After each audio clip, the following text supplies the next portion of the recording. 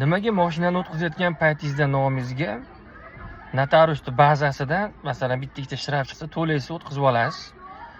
3 kun bo'lgandan keyin shiqqat yana chiqib turaveradi. O'tgan yilgi, 2 yillar yo'qdagi. Nimaga bitta muqim baza bo'lmaskin? Yana bir masala. Misol uchun 2020 bor, ya'ni 2015-yildan quyi chiqqan mashinalarni nomiga o'tkazish narxini tushirilsa yaxshi bo'larmidi ekan. Zaporojyega ham o'sha 5 million, Unixga ham o'sha 5 million. Endi hisobdan chiqishni boshlayapti. 2015 dan bu yoq 10 yil orqadagi mashinalarga menimcha shu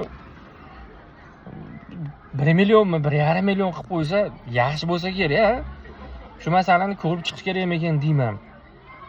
Keyin gaya to'xtatsa, mana mashina meni nomimda, mana doверенностьdan borganlar yo'qoling, o'zimning nomimda. Siz aka qarzdorligingiz bor ekan, olib kiramiz mashinani. Qarzdorligim bo'lsa, notariusni o'tkazib bermaydi-ku nomimga desa, yo'q, bazada qolib ketgan ekan dedi. Bu baza qana shakllangan ekan, men tushunmayman. Shuni bir aql yetadiganlar bormi? Shu masalada qattiq bu 0 qilsa bo'ladiligi ko'rish mumkin, qarzi bor yo'qligini bir erkaklarimiz tushunadi-ku. Bilsalar, devoringlar kommentariyaga. Qidirib ko'rardik.